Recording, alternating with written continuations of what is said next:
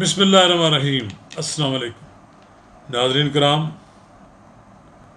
مسلم league نون نے supreme court کی جانب سے مخصوص نشستیں تحریک انصاف کو دینے کے فیصلے کے خلاف نظر ثانی کی درخواست سپریم کورٹ میں جمع کرا دی۔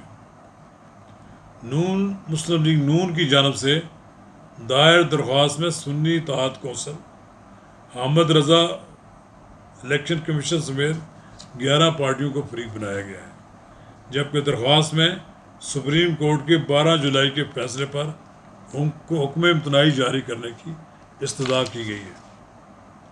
ناظرین کرام، قبل اس کا آگے بڑھیں، آپ سے استدعا ہے کہ اگر آپ نے میرے یوٹیوب چینل اب تک سبسکرائب نہیں کیا تو براہ کرم اسے فوری طور پر سبسکرائب کریں، لائک کریں اور اب آپ کے ساتھ شیئر کریں، اور آئیکن کا وہ بٹن دبانا نہ بھولیے کہ جب ہم ویڈیو لوڈ کریں تو سب سے پہلے آپ کو اطلاع ملے۔ ناظرین کرام، یہ تو ہونا تھا۔ مولانا ثناء اللہ نے فیصلے آنے کے فوراً بعد ہی کہہ دیا تھا کہ اس بارے میں ہم سپریم کورٹ میں جائیں گے، اور آج میاں نواز شریف کی زیر صدارت مسلم لیگی رہنماؤں کا ایک اہم اجلاس بھی مری میں ہوا، جس میں اہم فیصلے کیے گئے۔ ایک تو فیصلہ اہم یہ ہوا کہ پیپلز پارٹی سے مشورہ کیے بغیر انہوں نے اعلان کر دیا کہ پی ٹی آئی پر پابندی کے لیے ریفرنس دائر کیا جائے گا۔ دوسرا بڑا فیصلہ تو یہ تھا کہ انہوں نے سپریم کورٹ میں اپیل دائر کر دیا نظر ثانی کی۔ اب ممکن ہے کہ دوسری جماعتیں بھی اس میں شامل ہو جائیں، جن میں پیپلز پارٹی بھی ہے اور ایم کیو ایم بھی ہے، اور اس کے علاوہ کوشش ان کی یہی ہوگی کہ جو سپریم کورٹ نے فیصلہ دیا ہے اس پر عمل درآمد ہو سکے۔ یہ لٹکا رہے ایک معاملہ، اور آنے والے دنوں میں اس کے فیصلے پر کچھ وقت لگ جائے، نئے سرے سے پھر سپریم کورٹ اس کی سماعت کر سکتی ہے، اور ممکن ہے نئے اور بھی جس میں جج آنے والے ہیں، اور یہ پھر کورٹ بن جائے۔ یہ مزید ججوں پہ اگر یہ فل کورٹ بن گئی تو ممکن ہے فیصلہ کوئی اور بھی ہو سکتا ہے، کیونکہ کچھ نئے جج بھی اور آنے والے ہیں، 4 نئے ججوں کی بھی تقرری ہونے والی ہے اور ان کی منظوری ہونے والی ہے۔ تو اس لیے یہ دیکھا جا سکتا ہے کہ یہ فیصلہ جس پر جو 8-5 کی تناسب سے آیا ہے، یہ نل اینڈ وائڈ بھی ہو سکتا ہے۔ نظر ثانی کی درخواست اس لیے دائر کی گئی ہے کہ پی ٹی آئی کو کسی قیمت پر کوئی نشست نہیں دی جائے گی، مخصوص نشست، اور اس کے لیے انہیں ایک بار پھر قانونی جنگ لڑنی پڑے گی۔ ویسے تو پی ٹی آئی نے بڑی زبردست کامیابی حاصل کر لی تھی، اور وہ کامیابی پہ جشن منا رہے تھے اور واہ واہ کے ڈونگرے برسا رہے تھے، اور کچھ ججوں کی وہ تعریف کر رہے تھے اور کچھ ججوں کے خلاف وہ بکواس بھی کر رہے تھے۔ لیکن بہرحال اب یہ فیصلہ تو کرنا پھر بھی عدالت کا کام ہے کہ کیا اس کا ہوگا، لیکن درخواست میں موقف اختیار کیا گیا ہے کہ چند نکات پر سپریم کورٹ کا فیصلہ بالکل خاموش ہے۔ کیا سنی اتحاد کونسل کو مخصوص نشستیں ملنی چاہیے؟ فیصلہ خاموش ہے۔ کیا ایسی پارٹی کو مخصوص نشستیں ملنی چاہیے جس نے لسٹ ہی جمع نہیں کروائی؟ فیصلہ خاموش ہے۔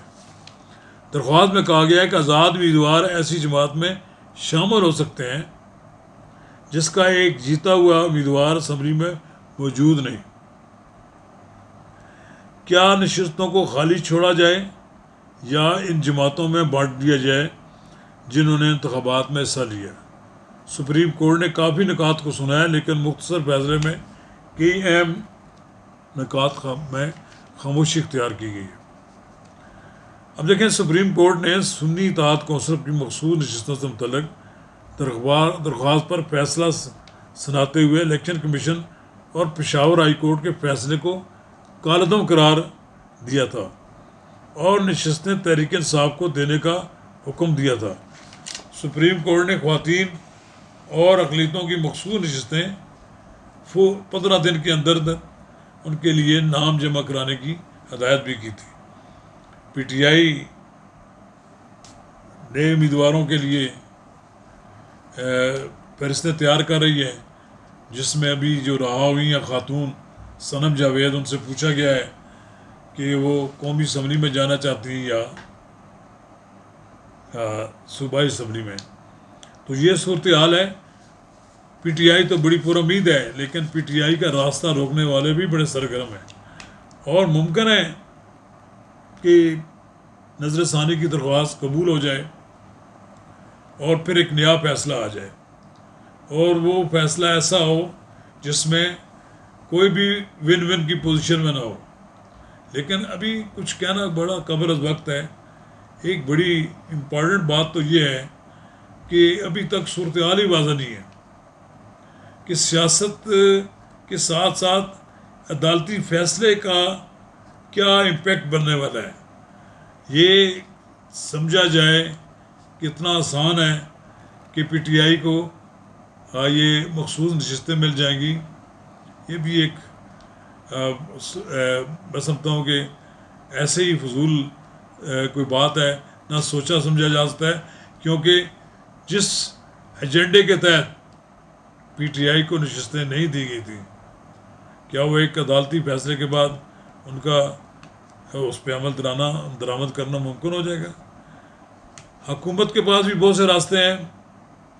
اب دیکھنا یہ ہے کیا اسٹیبلشمنٹ کے ساتھ یہ معاملہ جو ہے یہ بھی اٹھایا جائے گا، کیا اسٹیبلشمنٹ بھی اس فیصلے پر عمل درآمد کرنے کے حق میں ہے؟ مجھے تو لگتا ہی ہے کہ پی ٹی آئی یہ عدالتی فیصلہ جسے وہ اپنے حق میں سمجھتی ہے، جیت جانے کے باوجود بھی کامیاب نہیں ہوگی، اسے نشستیں نہیں ملیں گی. اگر اسے نشستیں مل جاتی ہیں تو اس کا مطلب یہ ہے کہ پی ٹی آئی نے موجودہ حکومت کو زیر کر لیا ہے.